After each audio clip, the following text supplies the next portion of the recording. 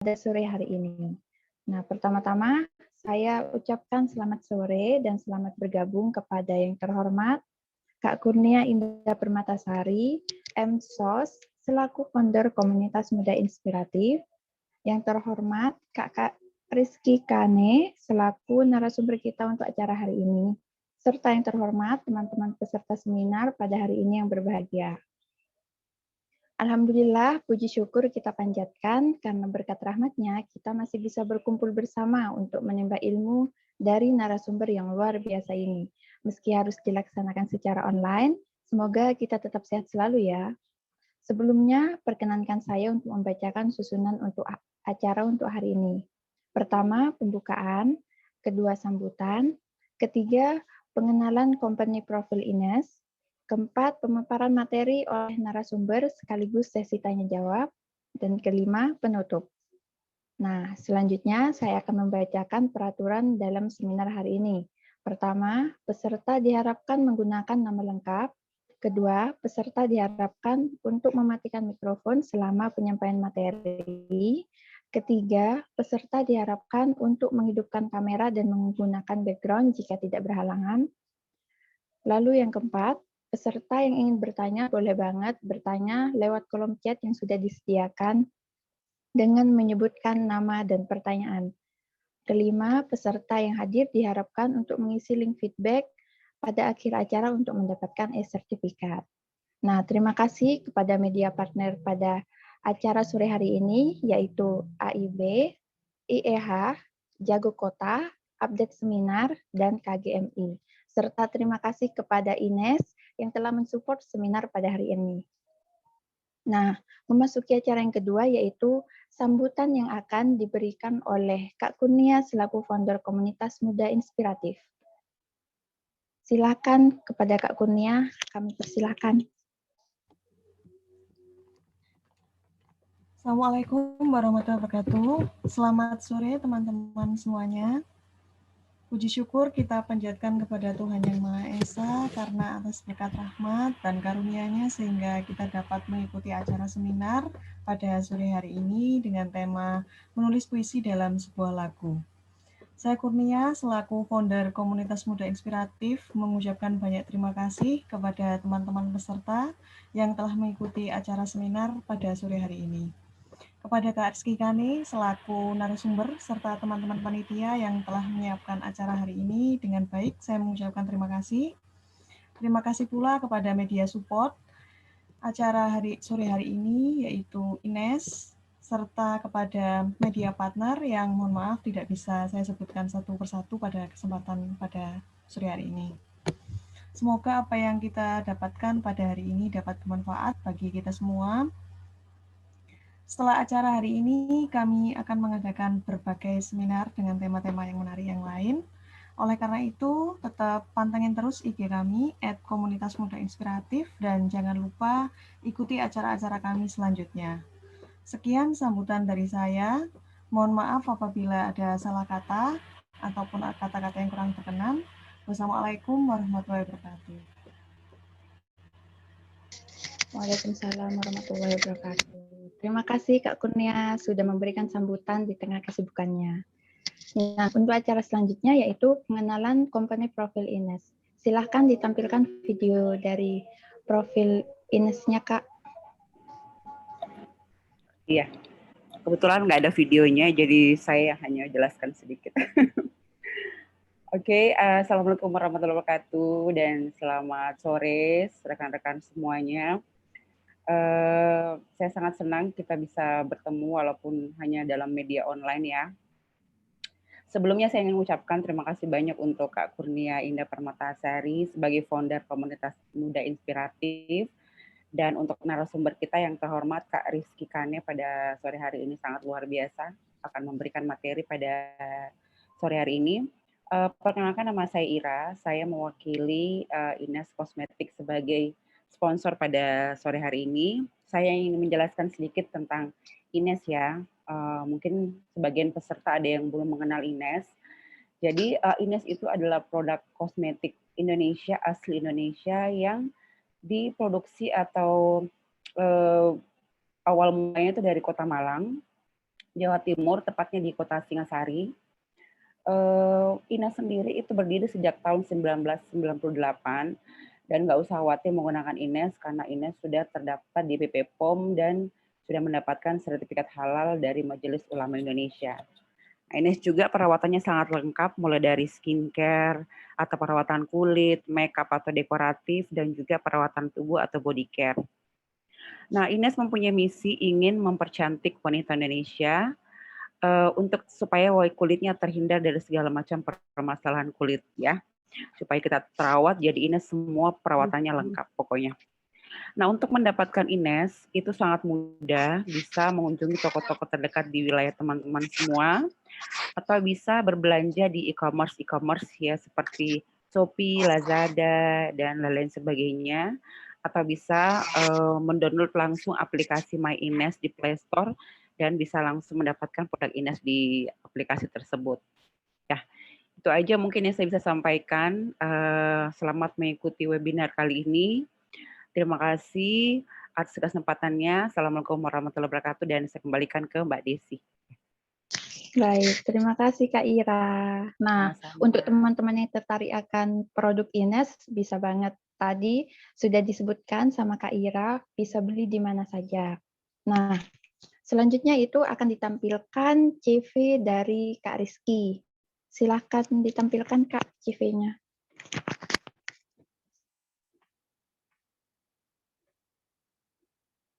Baik, seperti yang sudah tertera di layar, nama lengkap dari narasumber kita sore hari ini yaitu Kak Rizky Kane, yang lahir di Kalianda tanggal 21 bulan 11 tahun 1989, dan mempunyai album yaitu Sisi Lain dengan genre pop alternatif. Instagramnya yaitu @rizkykane.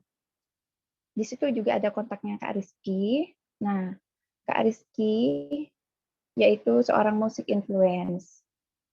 Pernah menjadi guest star di Jambore Puegeot Jogja. Nah, berikut adalah penjelasan CV singkat dari Kak Rizky. Nah, untuk teman-teman saya ingatkan untuk men-screenshot acara sore hari ini karena untuk berjaga-jaga jika nantinya ada kendala dalam pengisian link feedback. Saya ingatkan untuk pemaparan materi akan berlangsung kurang lebih selama 30-40 menit dan 15 menit selanjutnya akan dilakukan sesi tanya jawab. Nah, teman-teman pasti pernah menulis puisi kan? Nah, bagaimana sih cara menulis puisi dalam sebuah lirik lagu? Tentunya akan kita bahas pada acara hari ini yang bertemakan menulis puisi dalam sebuah lirik lagu. Nah, untuk teman-teman yang telah hadir pada sore hari ini, diharapkan untuk menyimak materi dan juga dapat melayangkan pertanyaan-pertanyaan lewat kolom chat yang sudah tersedia. Langsung saja kita sambut Kak Rizky. Halo Kak Rizky. Ya, halo, selamat sore. Selamat sore Kak. Gimana kabarnya Kak? Alhamdulillah baik. Selamat sore semuanya. Alhamdulillah. Terima kasih Kak sudah meluangkan waktunya untuk mengisi acara sore hari ini. Nah, untuk Kak Rizky, kami persilahkan untuk penyampaian materinya. Baik, Assalamualaikum warahmatullahi wabarakatuh. Teman-teman semua di komunitas Muda Inspiratif. Dan juga saya sebelumnya mau ngucapin banyak-banyak terima kasih sudah diberi kesempatan untuk bisa sedikit men-share tentang penulisan puisi, khususnya dalam penulisan sebuah lirik lagu ya.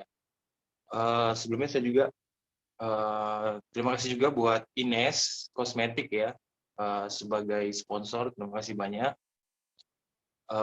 Salam kenal dari saya Rizky Kane. Saya berdomisili di Jakarta. Background pendidikan saya adalah seorang sarjana public relation. Saya kuliah dulu di salah satu universitas di Bandung. Waktu itu saya selama 4 tahun di sana. dan akhirnya saya sekarang hijrah di Jakarta. Mengenai sebenarnya teman-teman perlu tahu ya, sebenarnya saya nggak terlalu expert banget tentang apa sih, tentang puisi secara dalam gitu ya, ataupun tentang penulisan lagu. Saya di sini cuma pengen men-share aja apa yang saya tahu tentang puisi dan sebuah lirik lagu. Kebetulan saya memang dari kecil itu orang yang suka menulis gitu ya. Saya punya darah seni, orang yang suka menulis dari SD, SMA gitu. Kalau saya pergi kemana-mana itu saya pasti bawa buku catatan atau sebuah note gitu. Kalau misalnya ada sesuatu di kepala saya tulis gitu. Dan kebetulan juga saya juga punya background apa ya, musik gitu, musik. Jadi itu salah satu apa ya, kombinasi yang pas gitu. Jadi saya nulis, terus juga saya mengimplementasikannya dalam notasi-notasi lagu gitu. Dan alhamdulillah saya sudah punya album, sudah ada di Spotify, iTunes, Joox, YouTube saya juga udah ada. Dan kalau pengen tahu semua kegiatan gitu ya, maksudnya pengen tahu kita bisa saling mengenal, bisa add Instagram saya di @_sikane. Oke, saya langsung masuk ke materi aja ya teman-teman semua. Mengenai puisi, puisi itu adalah sebuah ungkapan, rangkaian kata-kata yang disusun sedemikian rupa menjadi sebuah kalimat. Di dalam puisi itu berisi sebuah ungkapan-ungkapan yang dimana ungkapan-ungkapan tersebut dituliskan tidak secara apa ya, tidak secara nyata atau secara belak-belakan gitu. Kalau bahasa kitanya nggak terlalu belak-belakan. Jadi dia menggunakan sebuah majas-majas, metafor yang dalam gitu. Jadi kalau misalnya di puisi itu nggak terlalu banyak kata yang jelas, misalnya aku cinta padamu gitu. Itu sangat jarang banget ada di puisi. Jadi biasanya orang mengungkapkan misal aku cinta padamu. Kalau diimplementasikan pada puisi biasanya dia menggunakan sebuah kata-kata yang memang, contoh dia bisa menggunakan kata ungkapan-ungkapan yang indah itu biasanya dia menggunakan kata-kata rembulan gitu. Terus itu dia menggunakan kata-kata bintang gitu. Jadi nggak secara jelas banget kita mengungkapkan dengan kata-kata seperti bahasa sehari-hari. Nah terus dalam puisi juga kita nggak bisa asal menulis, jadi gini, sebelum kita menulis puisi itu baiknya kita juga harus tahu arah puisi yang mau kita tulis itu arahnya kemana sih gitu. Jadi nggak cuma asal ditulis. Jadi puisi itu seperti lirik lagu, misalnya gini, kalau puisi itu rangkaian sebuah kalimatnya dia berairan u, diusahakan di baris-baris selanjutnya, di bait pertama itu biasanya dia ada 3 atau 4 rangkaian kalimat. Nah itu diusahakan dia harus satu nada. Satu nada kalau misalnya airannya u, berarti kalimat kedua juga harus diusahakan u gitu. Itu biasanya puisi-puisi yang apa ya, puisi-puisi lama itu kayak gitu. Puisi-puisi lama itu biasanya seperti itu.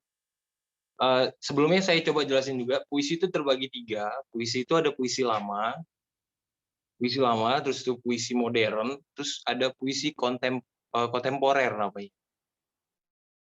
Kalau puisi lama itu dia lebih apa ya, lebih banyak aturan-aturan dalam penulisan apa ya, dalam penulisan kalimatnya dia lebih banyak aturan.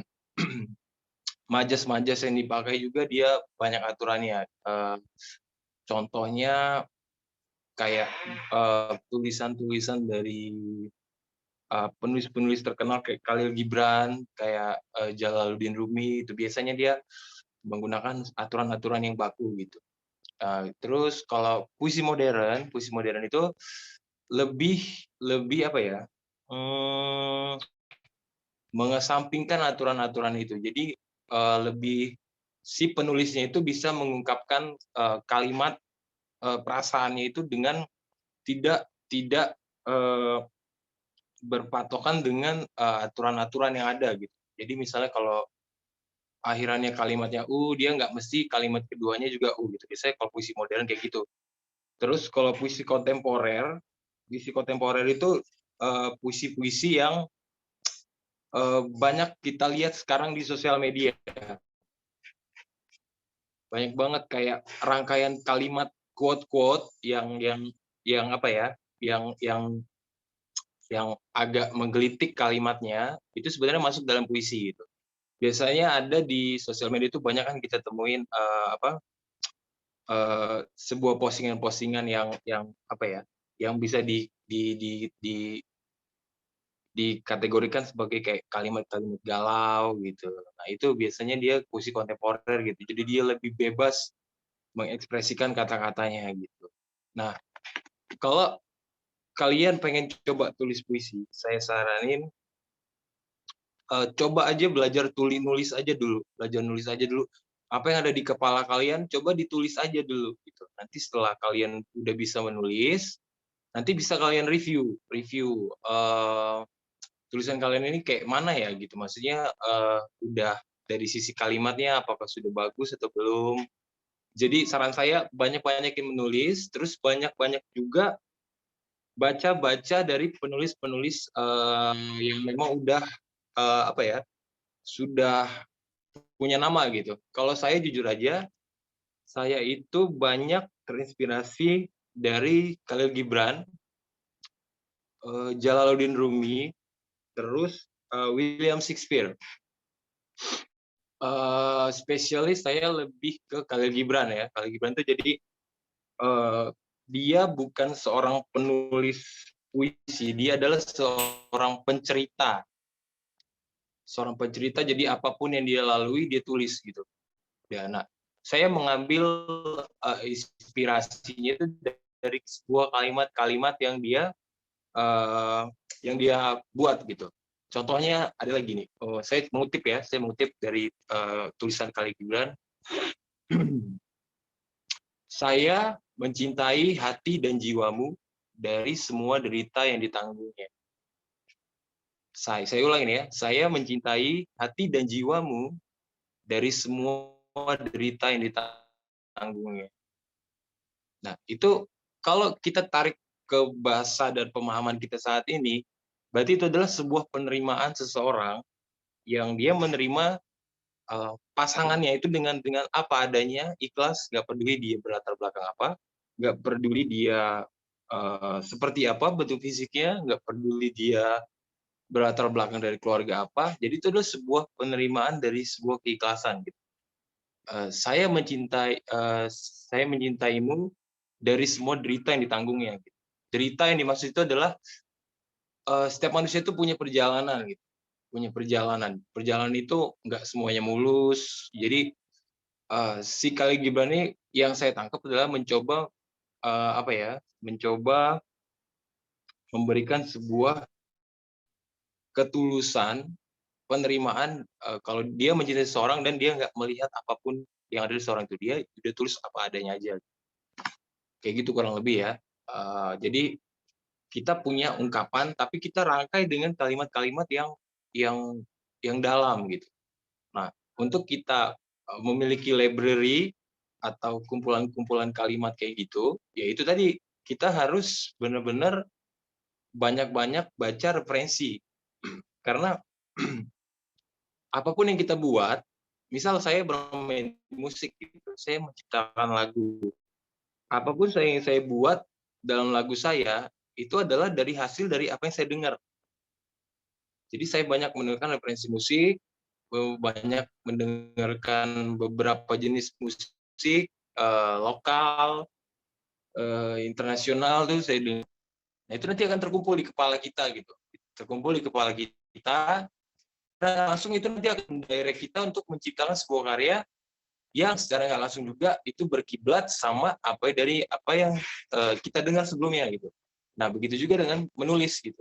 Menulis itu kita nggak bisa pure tanpa ilmunya, tanpa referensi terus kita menulis aja, enggak. Kalau saya pribadi, puisi itu kan banyak genre ya, banyak genre, ada puisi kehidupan, ada puisi cinta, ada puisi yang sifatnya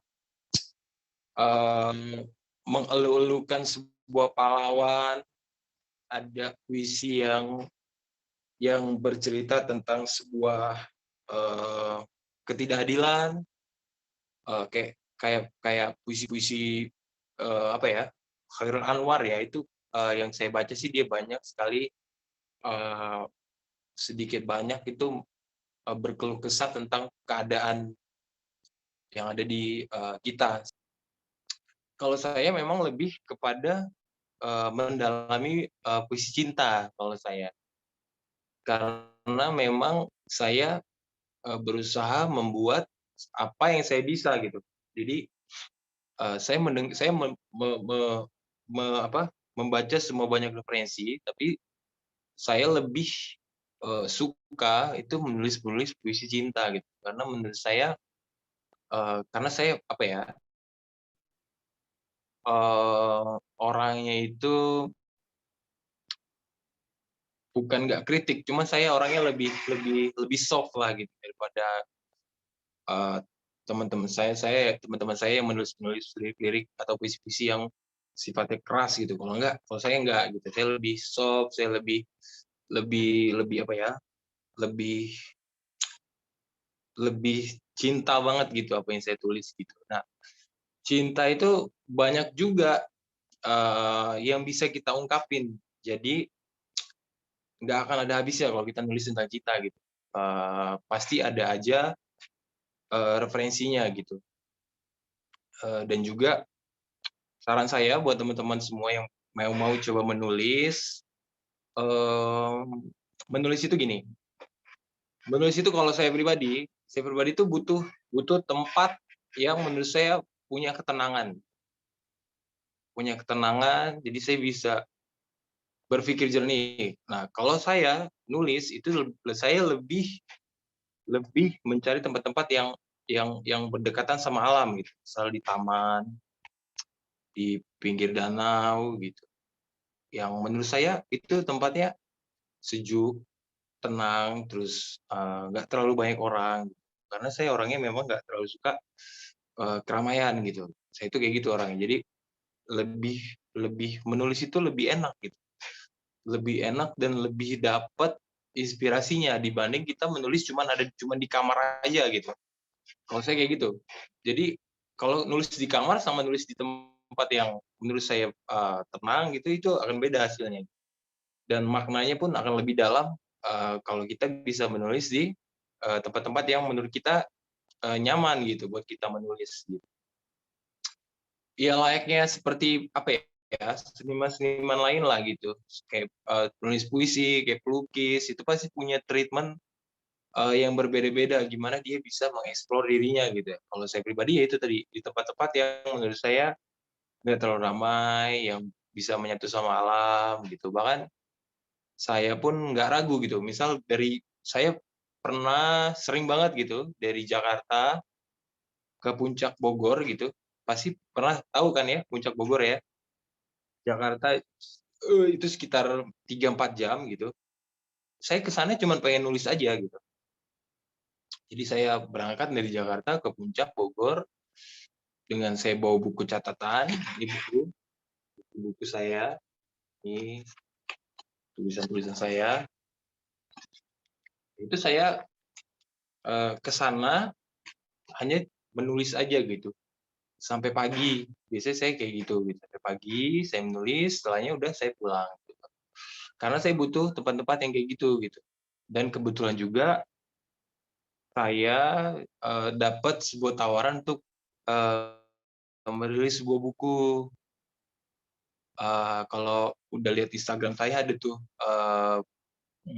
apa ya, mock up desain ya. Saya Rumah Kasih.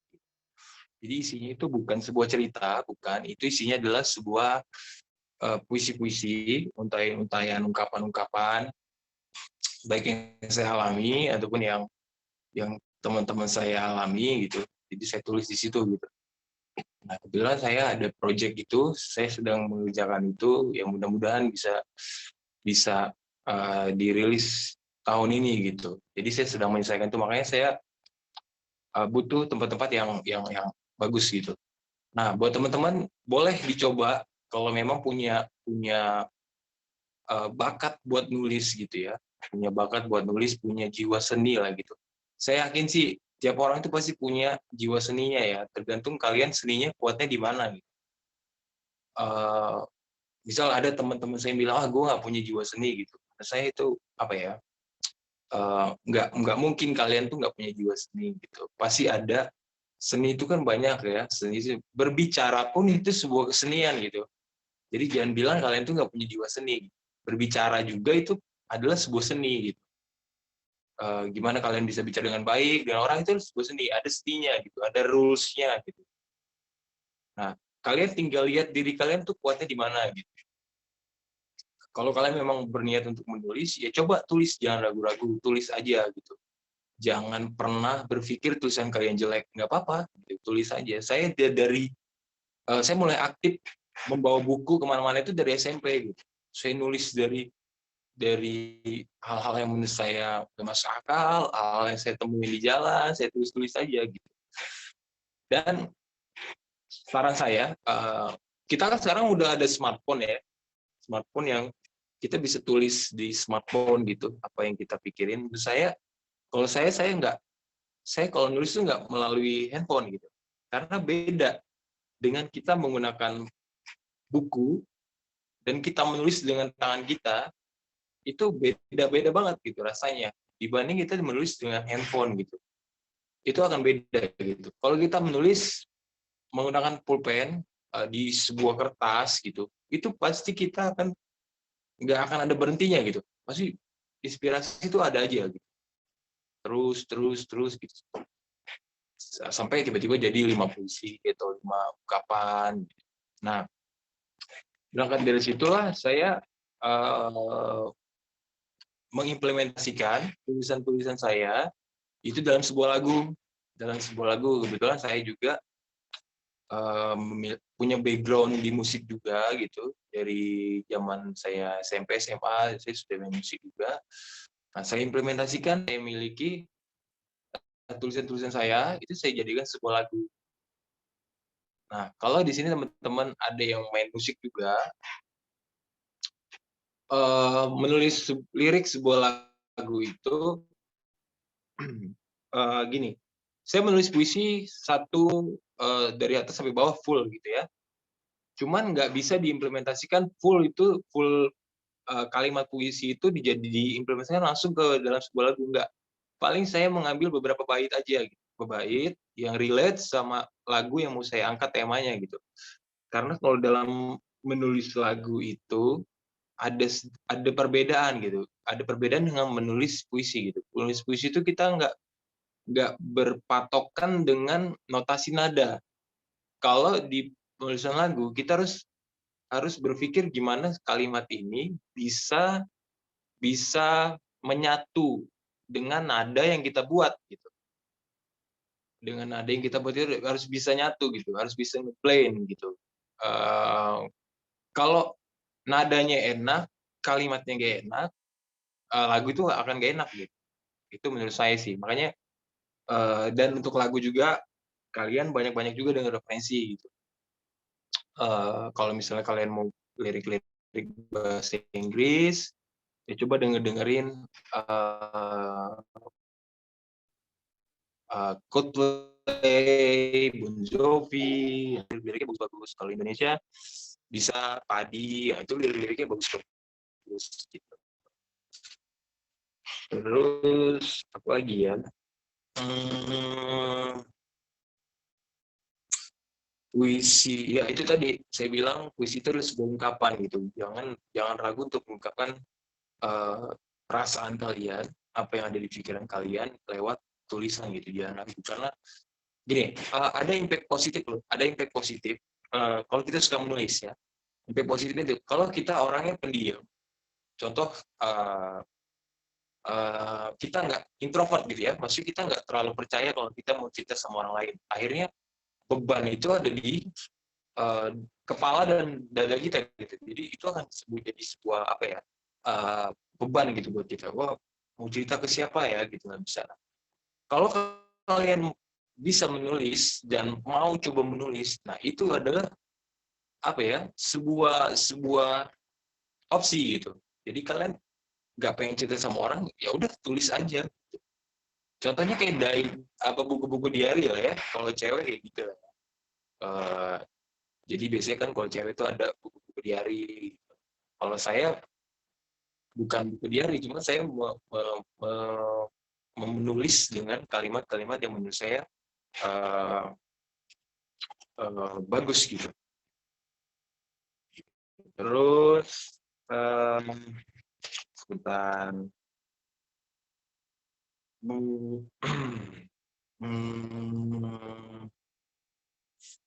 Saya mau coba baca tulisan saya, boleh nggak kira-kira? Supaya nanti apa ya? Jadi saya pengen ngasih contoh dari apa yang saya tulis gitu. Apakah boleh gitu? Boleh Kak, silahkan Kak. Oke. Saya coba pengen baca tulisan saya.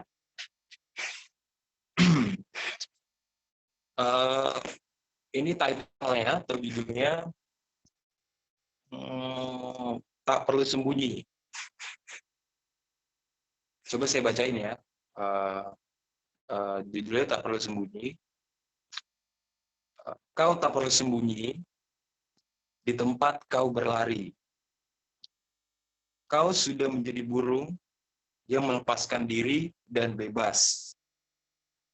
Percayalah, matahari yang terbit itu sudah ingin sekali menyambutmu.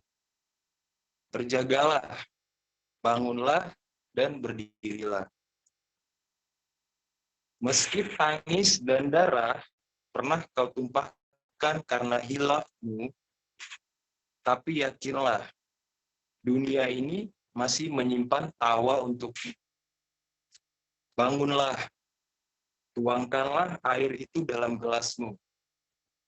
Basuhlah bibir dan lidahmu untuk menghapus dosa dari kata yang telah kau ucap. Nah, itu salah satu tulisan saya gitu.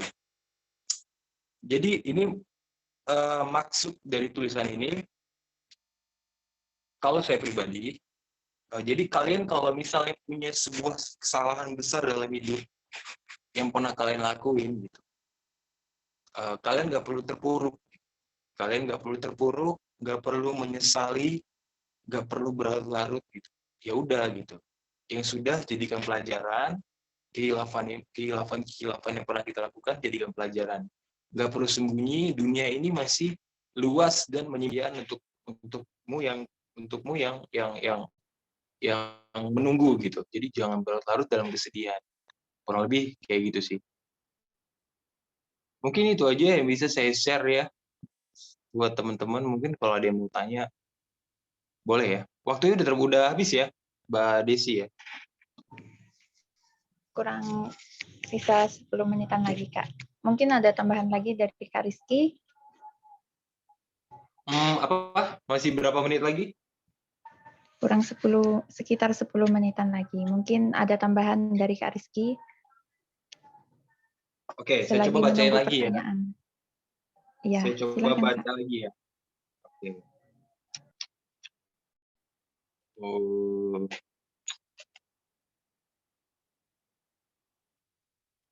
Judulnya Pena. Ini adalah tulisan-tulisan saya nanti yang akan ada di buku saya. Judulnya Pena. Aku adalah tinta hitam yang menuliskan kebaikan dan keburukan. Terkadang aku adalah coretan tak berarti, terkadang juga aku adalah puisi yang indah. Aku adalah hati manusia yang ditumpahkan pada sebuah kertas putih. Tangis, tawa, duka, bahagia sudah pernah kutuliskan. Aku sebenarnya hanya benda mati yang hidup di tangan-tangan manusia. Dan aku sungguh bahagia pada mereka yang menulis tangis dan penyesalannya dengan tinta hitamku. Itu judulnya pena. Jadi pena itu tergantung siapa yang pegang.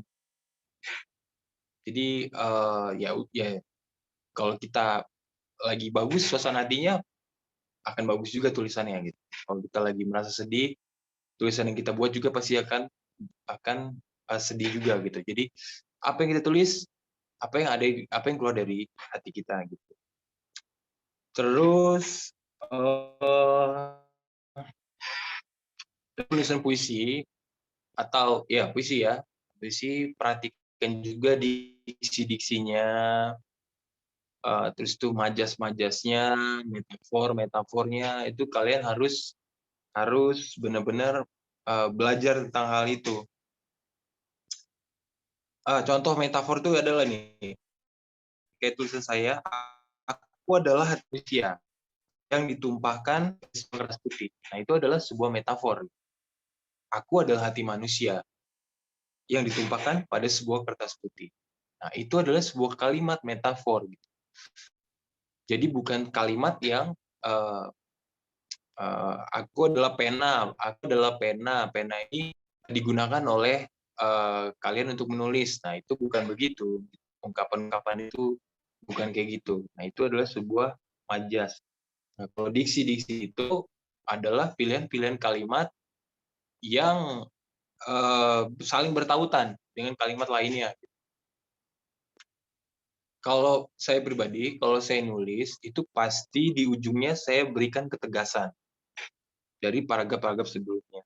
Contohnya adalah, aku sungguh bahagia pada mereka yang menulis tangis dan penyesalannya dengan tinta hitamku. Itu sebuah penegasan. Jadi di setiap tulisan-tulisan, kalau saya pribadi, itu pasti di ujung paragraf terakhirnya, bait terakhirnya, pasti saya berikan ketegasan gitu. Contohnya yang tadi saya baca, bangunlah, tuangkanlah air itu dalam gelasmu, basuhlah bibir dan lidahmu untuk menghapus dosa dari kata yang telah kau ucap. Jadi itu semacam sebuah kalimat ungkapan kesimpulan dari apa yang saya tulis di atas-atasnya. Kayak gitu sih. Jadi kalau kalian pengen belajar puisi, menulis, yaitu tadi banyak-banyak baca-baca buku-buku sastra ya. Sebenarnya nggak mesti buku sastra ya. Kalian baca novel, baca-baca karya-karya fiksi, itu juga akan memberi referensi gitu. Nggak mesti harus tulis tulisan puisi, nggak. Bahkan kalau kalian pengen menerjemahkan lirik-lirik lagu barat ya, internasional, itu sangat syarat banget dengan puisi yang kental gitu. Coba kalian buka Google Translate aja. Misal kalian lagi suka sebuah lagu dari Ed Sheeran misal atau siapa, coba kalian terjemahin liriknya di Google Translate gitu. Kalau kalian maksudnya belum paham banget tentang bahasa Inggris gitu, coba translate. Itu pasti kalian akan terkejut gitu dengan maknanya gitu, makna liriknya gitu. Itu yang saya lakukan gitu. Kalau saya suka sebuah lagu barat gitu, nggak cuma notasinya aja yang saya suka, pasti saya akan mendalami liriknya gitu. Oh ternyata liriknya dalam ya, oh ternyata maksud lagunya ini. Nah terus juga begini, kalau kalian punya karya, sebenarnya kan karya itu yang tahu artinya adalah kita sendiri. Kita menulis sebuah puisi, kita menulis sebuah lagu, yang tahu artinya adalah si penulisnya. Yang punya hak patennya itu ya si penulisnya yang punya. Nah, cuman si penulis ini kan kadang-kadang nggak pengen tahu, nggak pengen men-share maksud dari apa yang dia tulis. Gitu kan. Jadi kalau puisi itu sudah lepas, maksudnya sudah di-share ke orang-orang, ya orang-orang berhak menerjemahkan puisi itu menurut versinya masing-masing gitu. Misal saya men-share puisi ke teman-teman gitu, atau melalui sosial media saya. Kalau mereka berpendapat, oh puisi ini tentang ini loh ya, oh puisi tentang ini ya, saya nggak berhak untuk apa ya, tanya gitu ya, karena setiap orang punya persepsi masing-masing dengan apa yang mereka baca. Kayak gitu sih paling. Jadi buat teman-teman yang pengen coba menulis puisi, menulis lirik lagu, teman-teman yang memang berkecimpung musik, banyak-banyaklah dengar, baca referensi, banyak-banyaklah dengar musik yang bagus, dan jangan ragu buat menulis gitu. Nggak ada kata terlambat. Apa yang ada di pikiran dan hati kalian, tulis aja gitu. Ragu. Gitu sih paling dari saya. Mungkin udah ya Mbak Desi. Iya, Kak. Nah, untuk teman-teman yang ingin bertanya, boleh banget. Silahkan bisa raise hand ataupun menulis pertanyaan di kolom chat. Silahkan teman-teman yang ingin bertanya. Bisa langsung bertanya boleh, by verbal juga boleh. Nah, selagi menunggu teman-teman untuk menyiapkan pertanyaannya, saya ingin bertanya nih, Kak. Nah, berarti sebelum kita menulis puisi, kita harus memperbanyak bacaan terlebih dahulu ya, Kak ya?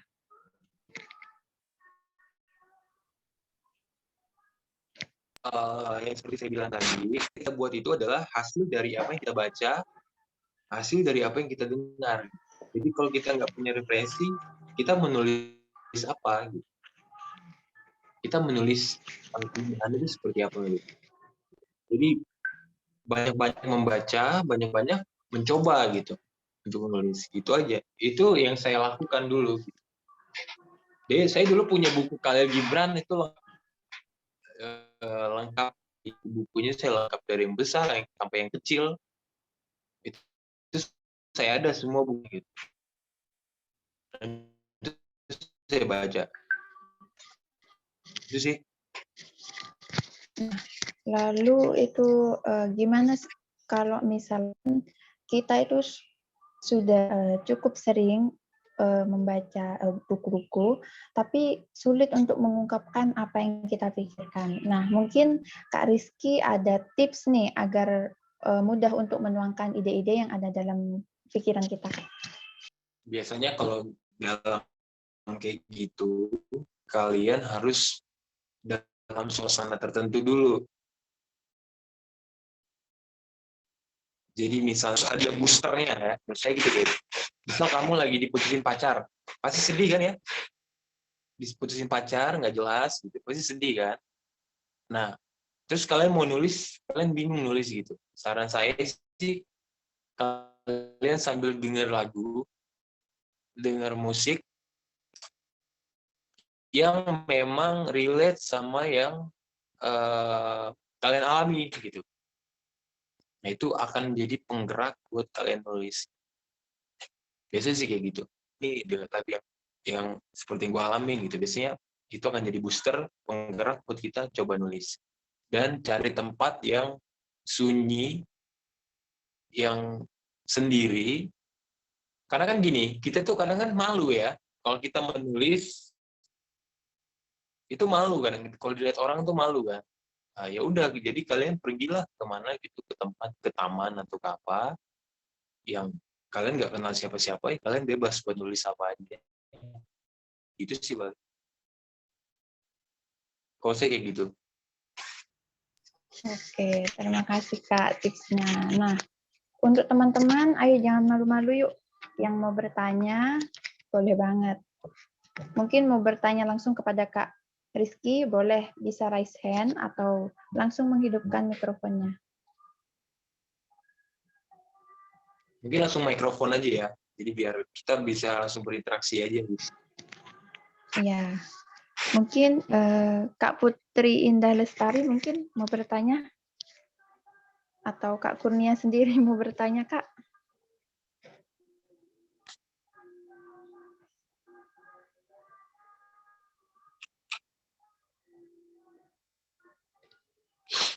Ayo teman-teman, tidak usah malu-malu. Ayo nanya aja, nggak apa-apa. Kalau saya bisa, saya jawab. Nah, ini Pertanyaan ada yang bertanya nih, Kak. Boleh Dari dibacain? Kak Kaumala Hayati. Nah, pertanyaannya yaitu, bagaimana tips mudah jika kita ingin menguasai diksi puisi dan juga majas, sehingga bisa membuat puisi itu jadi lebih indah, Kak? Nah, silahkan Kak Rizky bisa dijawab. Nah, itu tadi, sebenarnya jawaban saya sama. Diksi dan majas. Sebelumnya Mbak Komala sudah pernah belum mencoba menulis majas-majas, metafor-metafor udah pernah belum? Atau sudah pernah mendengar-mendengar atau baca-baca? Jadi saran saya adalah yaitu sebelum kalian mencoba menulis, alangkah baiknya kalian banyak-banyakin referensi dulu. Jadi kalau sudah banyak library kata-kata majas, diksi yang ada di kepala, pada saat kalian pengen menulis, itu kalian tinggal mengeluarkan aja diksi-diksinya, majas-majas yang mau kalian ungkapkan gitu. Kayak gitu. Kalau misalnya kita pengen nulis terus kita nggak tahu kalimat yang bagus itu apa ya gitu. Itu nanti kalimat yang kita tulis pasti kalimat yang sifatnya ya udah bahasa sehari-hari aja. Kalau bahasa sehari-hari ya nggak salah, cuman seninya di mana gitu. Keindahan penulisannya itu di mana. Jadi saran saya tetap banyak-banyak referensi, membaca dan menulis, coba tulis saja. Gitu. Banyak-banyak referensi lah, membaca ya, khususnya gitu.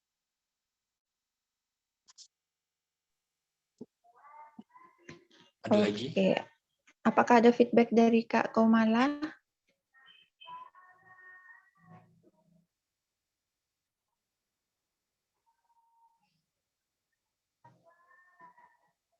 Nah, mungkin ada pertanyaan lain dari teman-teman.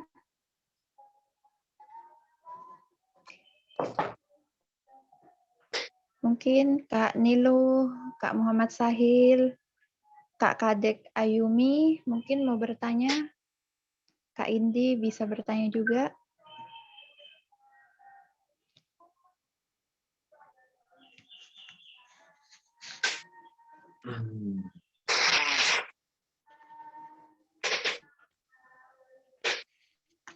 Nah, mungkin malu-malu ya Kak ini pesertanya. Mungkin Kak Putri mau bertanya, Kak Putri. Nggak apa-apa, tanya aja. Jangan malu-malu. Saya akan jawab apa yang saya bisa ya.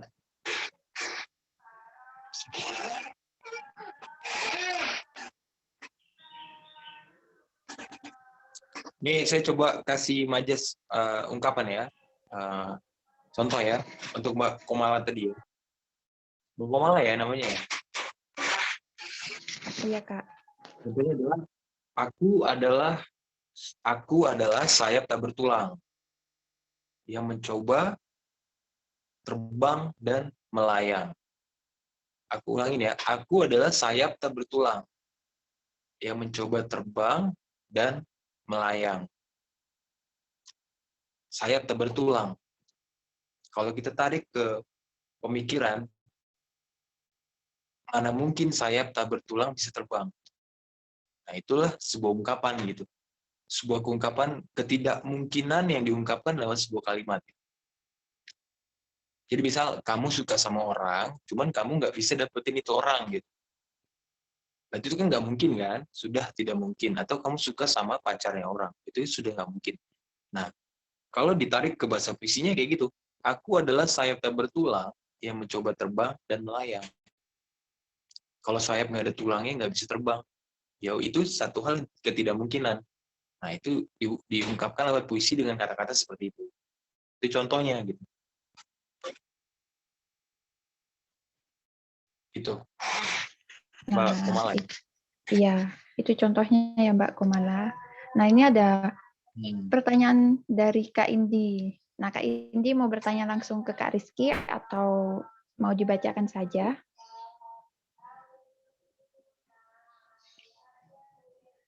Tanya langsung aja kayaknya ya. Mau Oh, oke. dibacakan saja katanya Kak. Nah, pertanyaannya yaitu gimana caranya agar kita Silakan. lebih percaya diri dengan hasil puisi kita, Kak?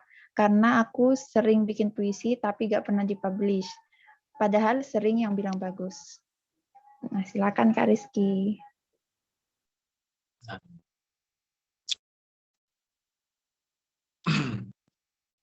Orang lain bilang puisi kita bagus, berarti kan orang yang menilai puisi kita bagus. Nah, kenapa nggak percaya diri? Gitu. Kalau saya, atau mungkin gini, atau mungkin coba kalian bikin, contoh ya, bikin 5 puisi kalian bikin. Nah, 5 puisi itu kalian resapin satu-satu kalau sudah jadi, atau kasih ke teman-teman kalian, teman-teman terdekat, sahabat, mereka suruh pilih, kira-kira mana yang paling bagus dari 5 puisi saya ini. Nah, setelah kamu dapat kesimpulannya, oh ternyata puisi yang nomor 2 nih, bagus. Udah dipublish aja. Jangan ragu-ragu. Sekarang gini, kalau kita punya karya, nggak kita share sama orang, gitu. Ya, buat apa gitu? Kalau cuma buat pribadi. Kalau cuma buat pribadi, mending nulis diary aja.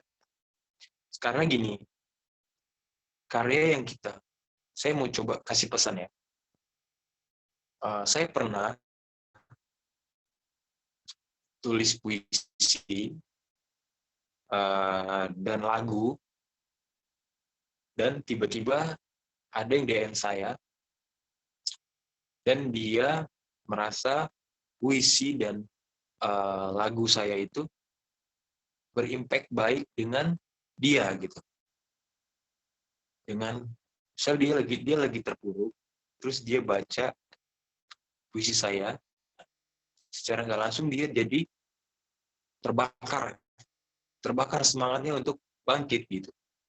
Nah, itu kan kita nggak bisa menebak ya, siapa yang bisa terbawa emosinya dengan apa yang kita tulis. Nah, makanya buat teman-teman yang pengen nulis yang ya udah gitu, berkarya tulis aja, di-share aja ya, pasti itu ada manfaatnya.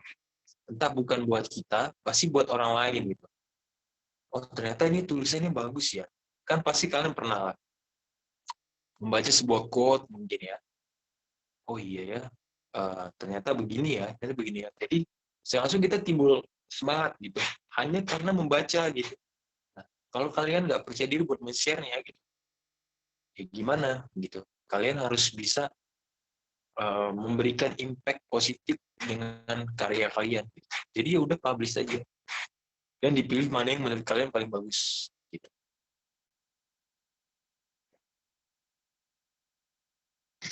Nah, apakah ada feedback dari Kak Indi?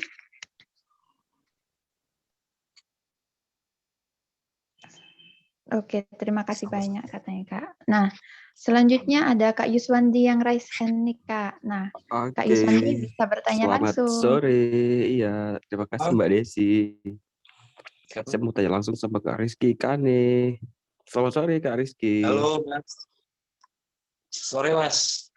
Ya. Oke, mau tanya-tanya nih, misal dia ada seseorang yang punya banyak karyanya sudah dibukukan secara pribadi aja gitu maksudnya.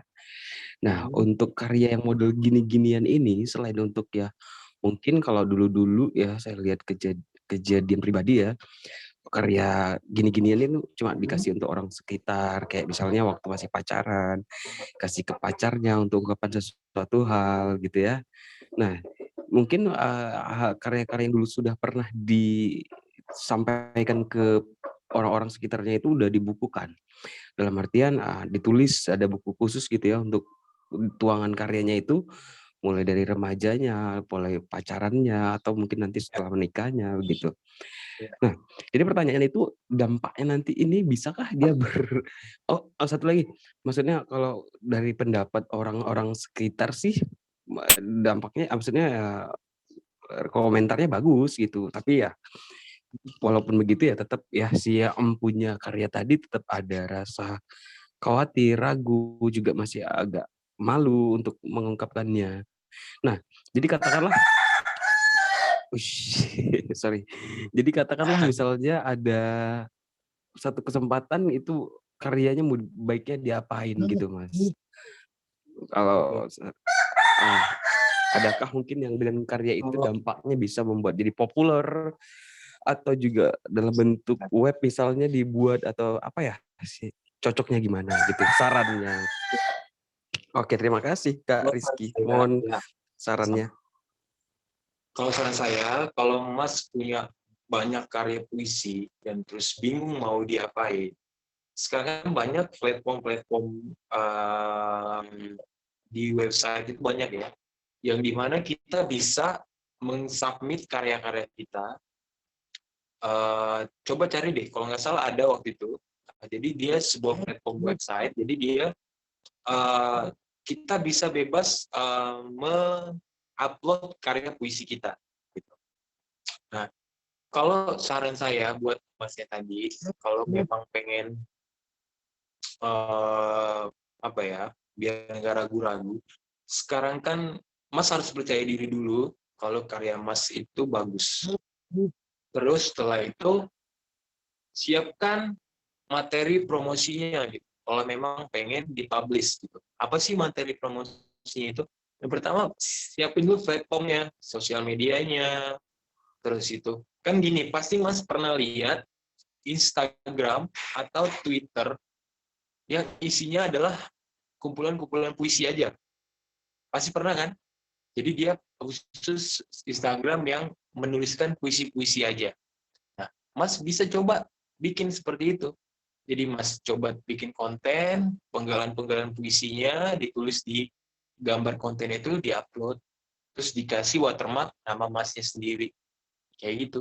Jadi menurut saya kalau yang saya bilang sebelumnya tadi ya, sebuah karya itu kalau bagus pasti berimpact sama yang membaca atau mendengarnya. Jadi kalau Mas merasa wah karya aku ini bagus gitu, kalau dipendam sendiri sia-sia gitu loh Mas. Jadi ayo kita sama-sama memberikan hal yang baik, men-share hal yang baik sama orang-orang yang kita kenal atau orang-orang yang nggak kita kenal gitu. Dengan apa? Ya dengan karya kita. Gitu. Karya itu Mas nggak bisa dibandingkan dengan uang. Karya itu nggak bisa dibandingkan dengan uang. Dengan apapun nggak bisa. Karya itu adalah legacy kita. Legacy itu apa? Aktualisasi diri. Peninggalan kita. Misal ya, kita sudah nggak ada di dunia. Misal, karya kita masih ada. Ya itulah legacy kita. Gitu. Makanya saya sering saran ke teman-teman saya, kalau punya karya, punya apa, share aja, publish aja. Karena itulah adalah legacy kita. Itu adalah yang mengidentifikasi siapa diri kita. Gitu.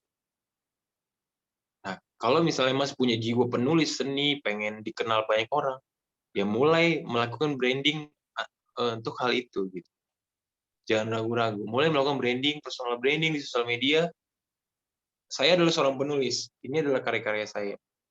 Jadi kalau misalnya Mas ngomong sama teman-teman, gue ini seorang penulis loh, tapi teman-teman nggak pernah lihat karyanya Mas, pasti teman-teman Mas bilang, cuma ngomong doang, karyanya mana? Gitu. Kayak gitu Mas, saran saya. Oke, Mas. Maksudnya begini ya.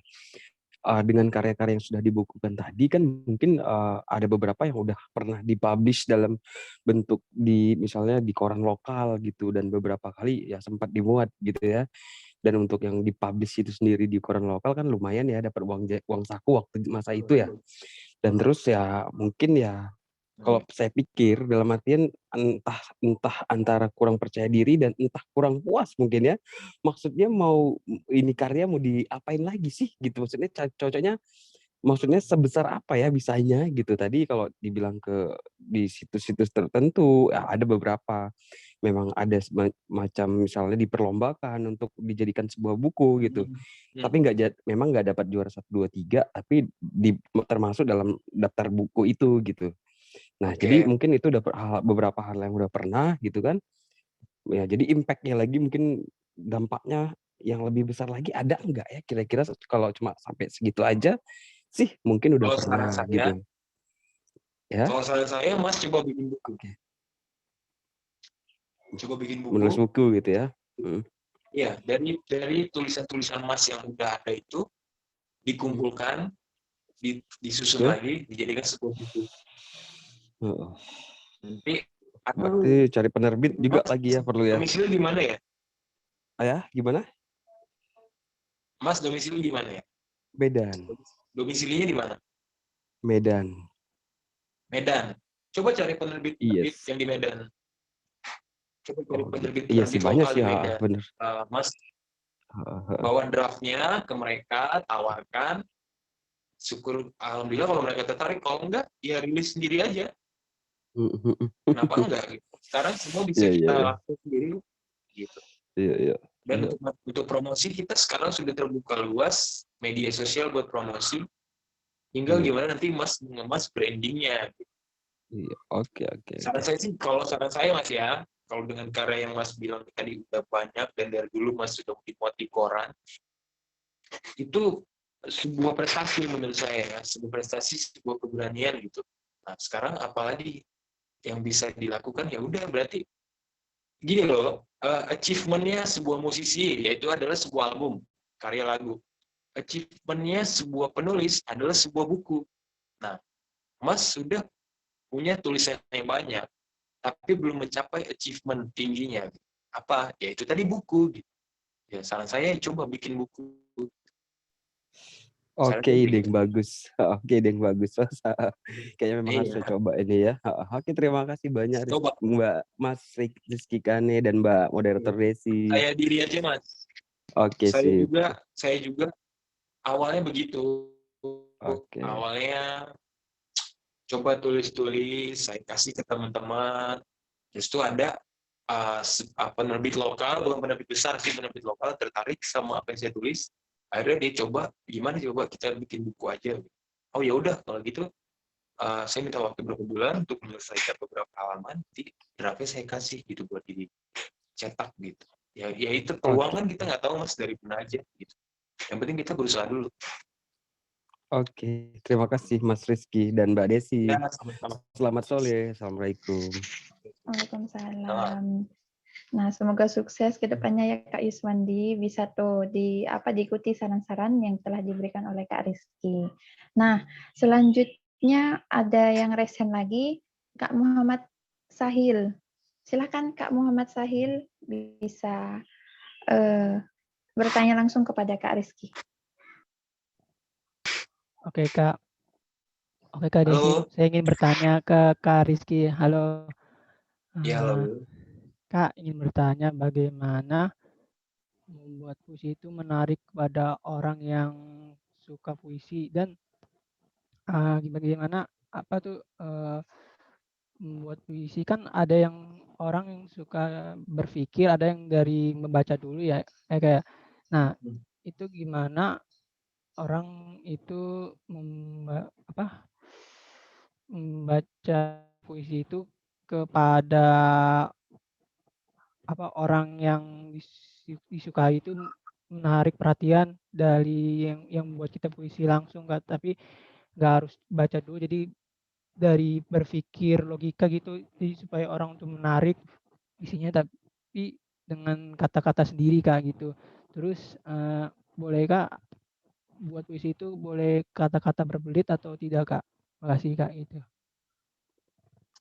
Oke. Saya coba tangkap pertanyaannya ya. Jadi gimana caranya puisi kita bisa dibaca atau diterima sama orang yang kita suka ya? Yang pertama kayak gitu ya? Iya Kak. Sama orang yang kita suka, maksudnya sama orang yang kita tujukan di tulisan kita gitu ya maksudnya. Misalnya Mas menulis buat seorang perempuan, gimana tulisan itu bisa dibaca sama dia gitu maksudnya. Iya Kak. Itu bukan sih maksudnya? Iya Kak. Kalau gitu maksudnya, ya simpel Mas, kalau menurut saya. Puisi yang Mas tulis ya tinggal dikasih ke dia. Gitu. Terus mau gimana lagi caranya? Biar dia bisa baca. Kita mau kasih kode-kode, nggak jelas, ya buat apa gitu. Kalau saya sih gentle orangnya. Kalau saya punya sebuah tulisan buat perempuan gitu yang saya suka, langsung saya kasih gitu. Masalah dia mau terima atau enggak ya urusan belakang gitu. Yang penting tulisan Mas dibaca dulu sama dia. Terus yang kedua, boleh nggak sih nulis puisi itu berbelit-belit? Puisi itu gini Mas, puisi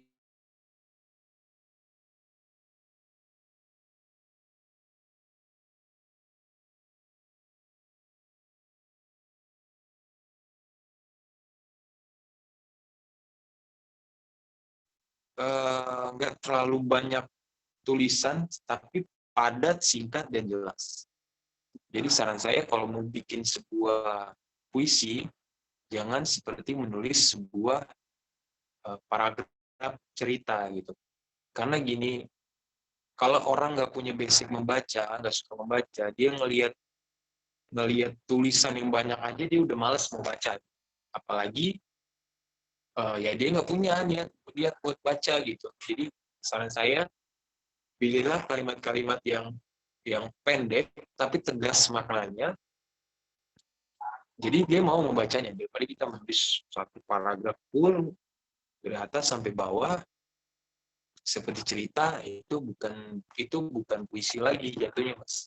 Itu lebih kepada apa ya? Sebuah cerita lah itu, cerita narasi gitu. Puisi itu ya paling minimal dia kan dalam satu paragraf puisi itu kan biasanya ada 4 kalimat, 4 baris kalimat. Biasanya dia cuman punya 4 paragraf gitu dalam puisi. Contoh nih, contoh ya, kalau baca nggak terlalu panjang tapi saya menulisnya jelas. Gitu. Itu Mas, menurut saya. Terima kasih.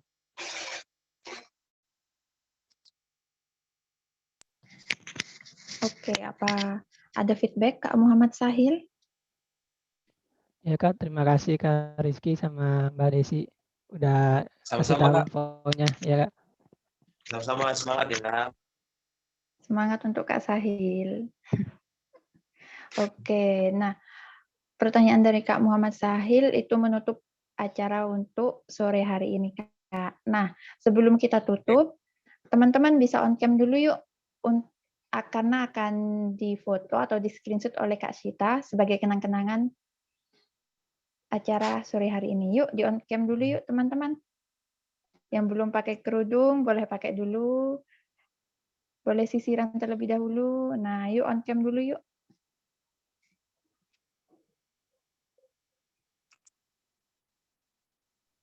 Kak Desi, maaf Kak, kamera saya lagi error Kak. Oh iya, tidak apa-apa. Yuk teman-teman yang lain bisa on cam terlebih dahulu. Nanti kalau ada yang share di Instagram, tolong di-tag-in ke Instagram saya ya. Nanti saya mau di-post buat teman-teman. Oke Kak. Yuk boleh on cam terlebih Terima kasih. dahulu. Kak Yusfandi bisa on cam, Kak Vila, Kak Atika, Kak Indi. Yuk on cam yuk. Saya serahkan ke Kak Sita ya Kak. Silakan bisa memberi aba-aba. Ayo yang belum on cam semuanya boleh dibuka dulu kameranya.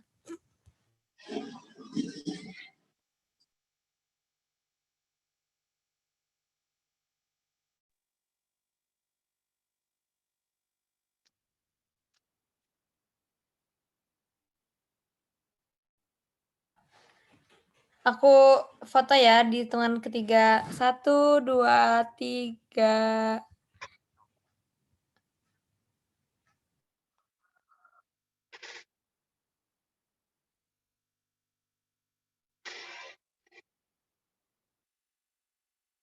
Sekali lagi ya. Kayaknya ada yang keluar gitu. Jadi ada yang baru masuk lagi. Ayo semuanya yang belum buka kameranya, boleh dibuka dulu kameranya. Nah, aku foto lagi ya. 1, 2, 3.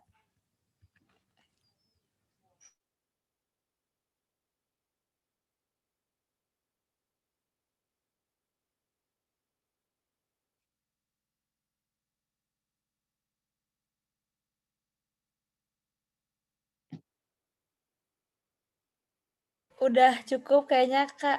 Saya kembalikan ke moderator, Kak Desi. Oke, terima kasih Kak Sita. Nah, Terima kasih.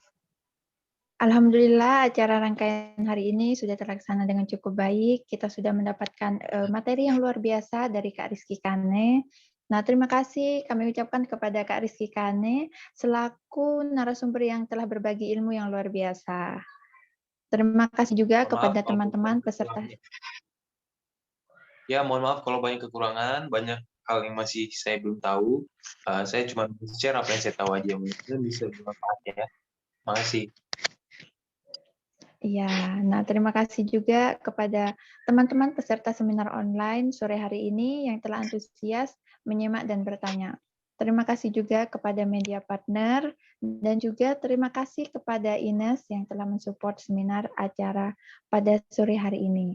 Serta terima kasih juga kepada penyelenggara, panitia yang hebat berkecibaku sehingga acara sore hari ini berjalan begitu keren.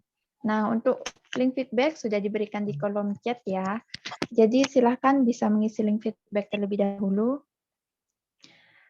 Selanjutnya saya akan tutup acara sore hari ini. Saya Desi, terima kasih. Sampai bertemu di seminar online berikutnya. Wassalamualaikum warahmatullahi wabarakatuh.